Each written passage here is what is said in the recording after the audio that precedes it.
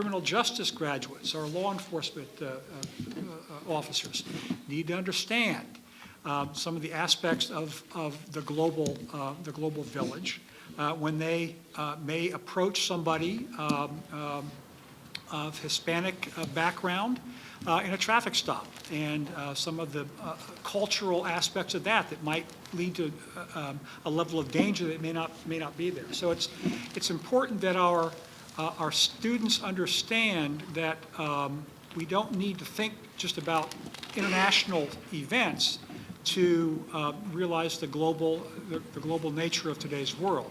Think about AW North Carolina, one of the largest Japanese-owned firms in the country, the largest Japanese-owned firm in North Carolina, and the impact of the Japanese, the earthquake and tsunami on that business here, not just because some of the management of AW were personally affected, but because the supply chain for Toyota cars was disrupted. And since AW makes transmissions for Toyota cars, they are paying very close attention to what's going on in Japan, and what's going on in that plant is very much affected by those kinds of events.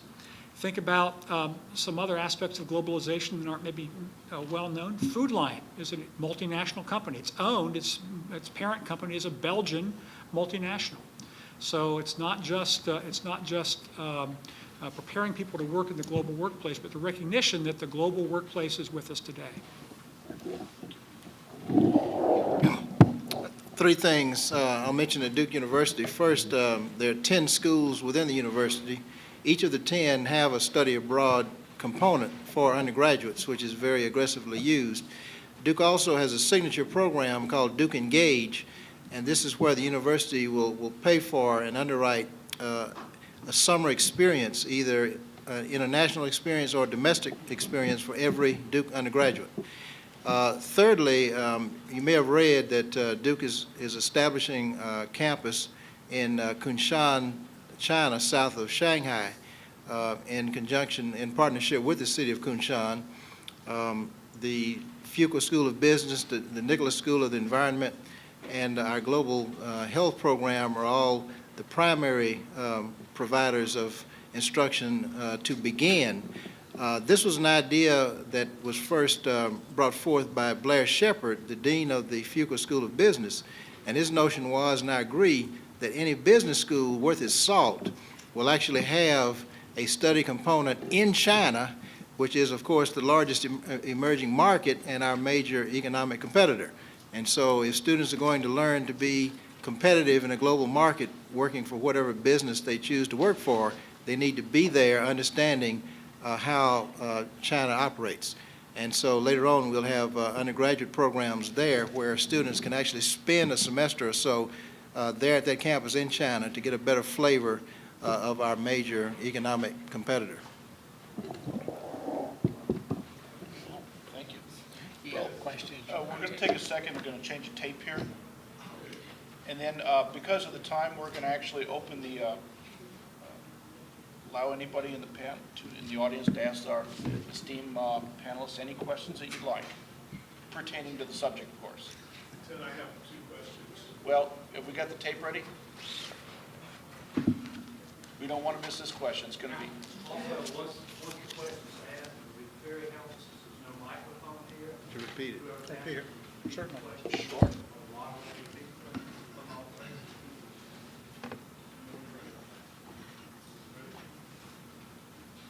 Ted, I have 2 questions I'd like to pose to the panel.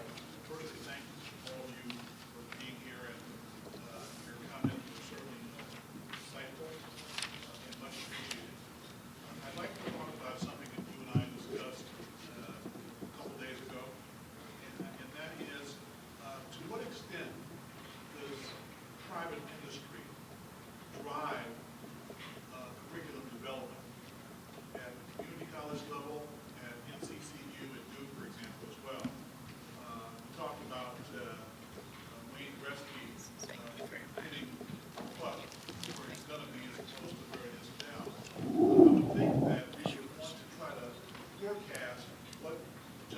requirements and what skills are needed for the future. I've always been concerned about this, and it's almost like trying to put your head around a greased pig. It's very difficult to do because you don't really, it's difficult to try to forecast what the skill requirements are going to be in the future.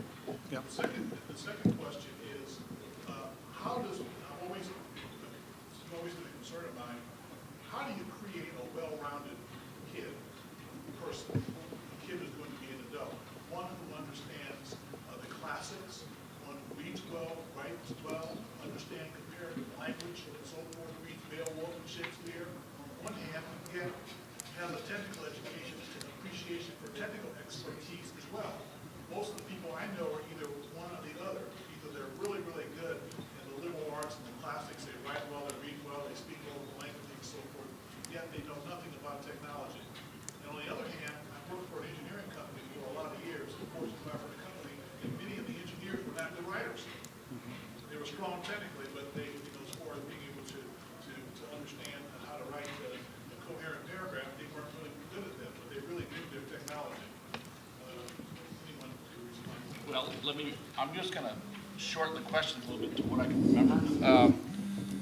And the first question you had is, to what extent does the private sector control the curriculum development at the universities and colleges? And I'm going to start with Charlie. I would say that as a liberal arts institution, the impact and the control isn't nearly, that tends to be driven by internal forces within the university. And that's why I started with this whole notion of the Toffler quote about learning how to learn, unlearn, and relearn. Thinking that learning is a continuous, lifelong process, okay? The problem with specific training only, there are many advantages to it, is that you really have to be able to move, we need to help people get jobs, okay? That's why I'm saying that we need to value both without undoing the other, okay? But we can't be satisfied with that. But at the university, liberal arts place like mine, industry isn't nearly as much of a driver as it would be at, say, at a land-grant institution, for example, or at a community college. Having said that, though, we do training like in biotechnology, hospitality management, and tourism. So it's not an either or, it's really an and. The second part of your question is how do we create well-rounded people? And I want to argue that it's through intentional engagement. And we can talk about what I mean by that later on. Thank you. Bill? Well, at a technical community college, certainly the link between the private sector and our career programs in particular is very, very strong. By drive the curriculum is the term that you used, and we rely very heavily upon businesses and industries in the aggregate to inform our faculty as to the skills that we should be teaching in our classes.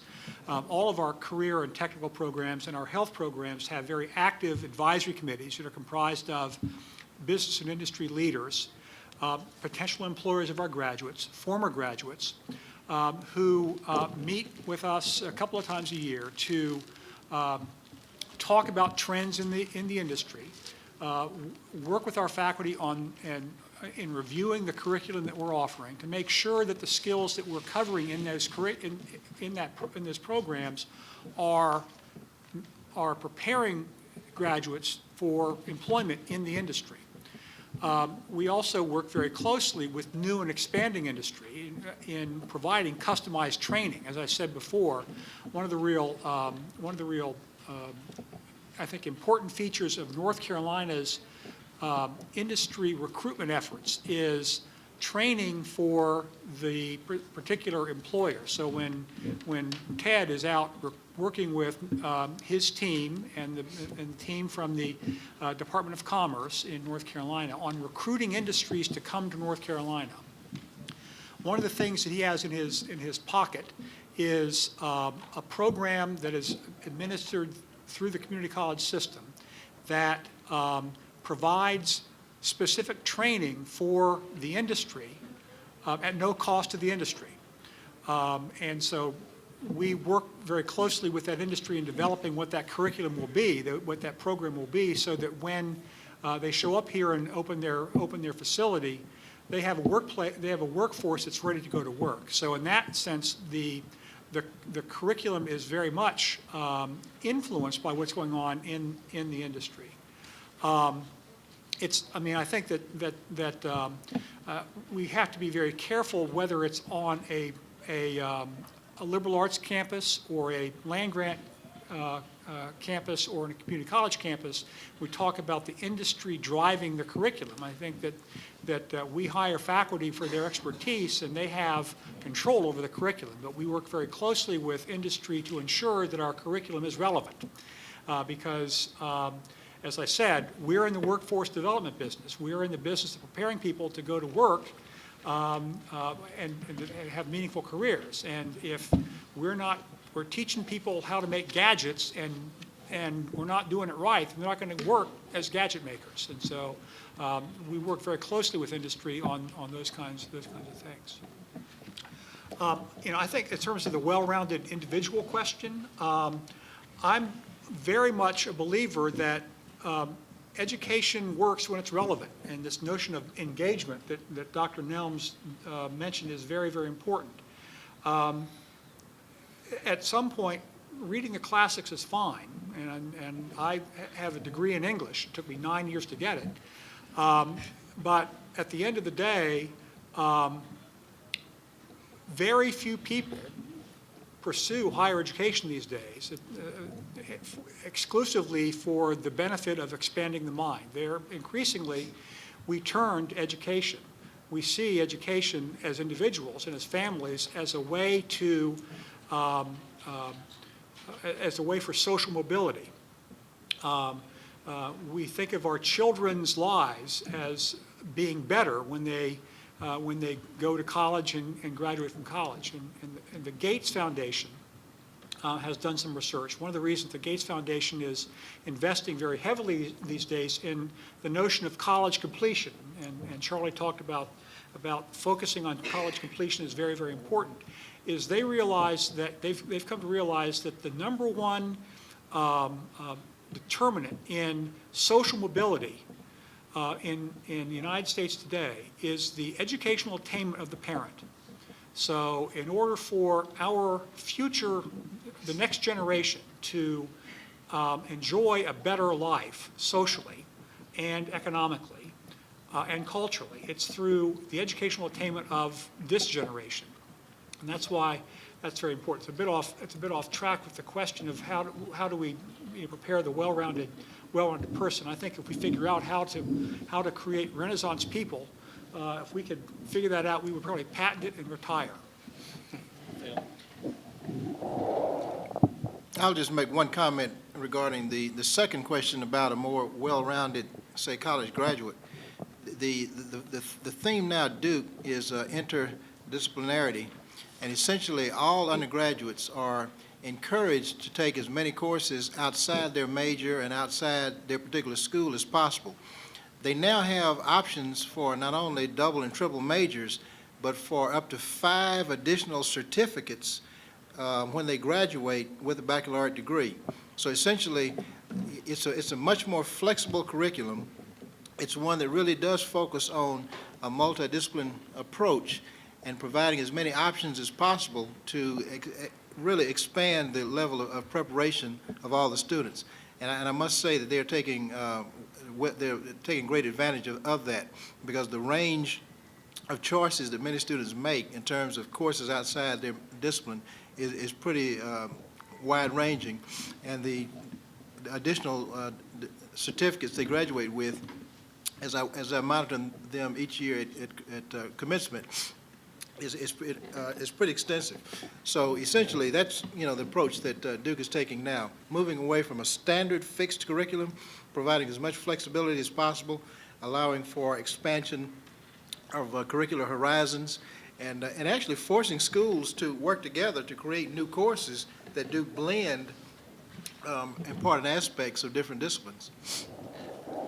So I just a short and brief and succinct comment on the second question about well-roundedness. One of the ways in which we deliver our youth programs And as I said, that the vast majority of the youth that are served in our programs are low income and disadvantaged. But it's based upon a 10, we call it the daisy wheel or framework approach that has basically 10 spokes to that. And these 10 spokes are based upon national best practices that come from the National Youth Employment Coalition.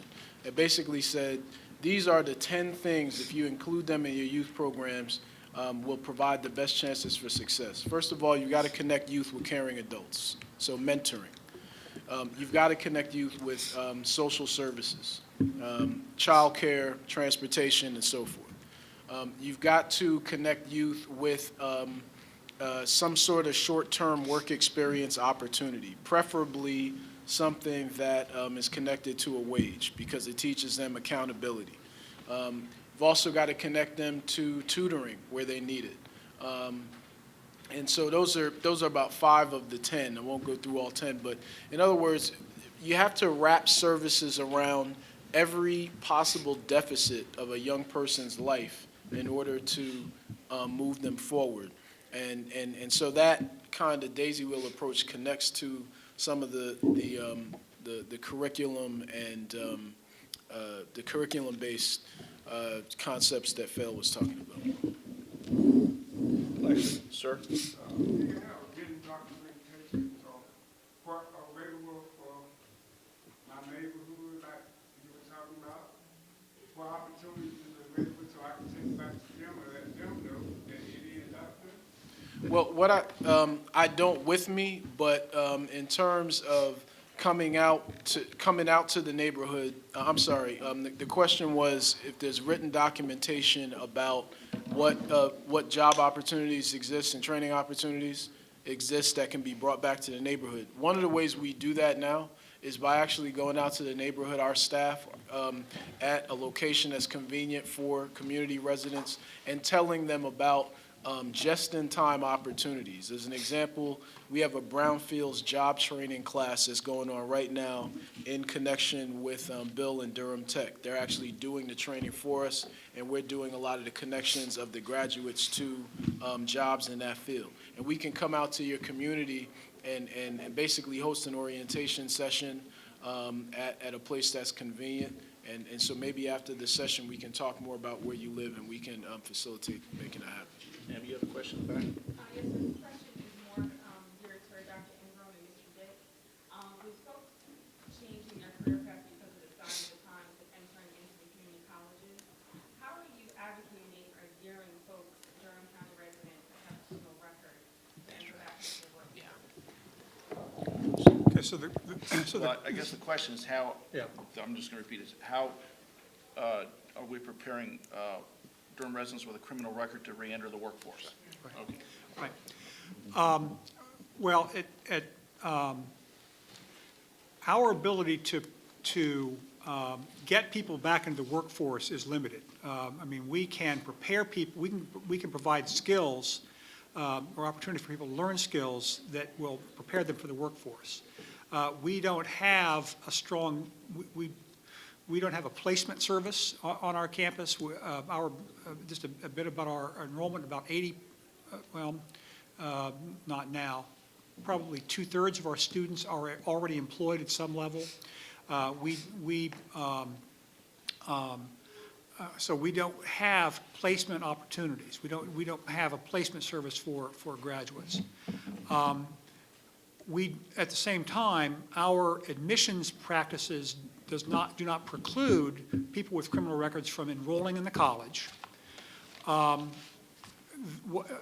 of the limitations that many that students might face is the ability, particularly in health programs, to be placed into clinical locations. Our students in our nursing and other health programs have to submit to a criminal background check, and the clinical affiliate, the clinical organization, the hospitals can decide if a person with a criminal background can work in that center or work in that facility for their own liability reasons. That's their own policy issues. But we don't prevent anybody with a criminal background from enrolling in the college or enrolling in programs. They may not be able to complete the program, but they're able to enroll in the program. That's by law. To the extent possible, we will work with employers to prepare people, to try to get them through that. One of the things we try to do is provide some counseling with students to give them resume writing skills and how to deal with the question of, you've got a criminal background, how do you explain that and deal with that in an interview setting. There's a specific program through the JobLink Career Center system. That's our ex-offender employment and training program. Serves about 150 people a year, primarily geared toward people who are within 1 year of having been released from prison. And the reason we had to kind of make that threshold cutoff is because we have basically a staff of 2. The best, quote-unquote, industry standard for serving ex-offender populations is to have a caseload ratio of no more than 75 individuals to 1 staff person. That's kind of a standard that says I can provide the best level of services if my caseload is 75 or less. When it goes much higher, actually, I'm sorry, it's 60 to 1. When my caseload goes much higher, the quality of services may diminish based on for each person served. Our caseload ratio is 75 to 1 because of the demand in Durham and the fact that resources allow us to fund 2 positions. It's a city-funded program. It's operated at the JobLink Career Center system. About 150 people per year, and on average over the last few years, we've managed to place about 75 to 80 of 150 in either a job or some educational opportunity, and then some of those 150 carry over from year to year. But that's a specific city-funded way. The county also has a program called the Criminal Justice Resource Center. They work with people on quote-unquote supervised probation. So that could mean people who were released more than a year ago, but are basically reporting to a probation officer and things like that. The city-funded program does not work like that, but it could be anybody who was released from, or even just adjudicated. Doesn't necessarily have to be someone that served time, but just went through the system. And I would say with the federally funded programs we have, about 450 to 500 people served a year. Roughly 100 to 150 may have had some criminal background. So that just gives you kind of the context. But Bill made a good point. One of the things we have to do with that population is navigate the opportunities that are available to them. There are some federally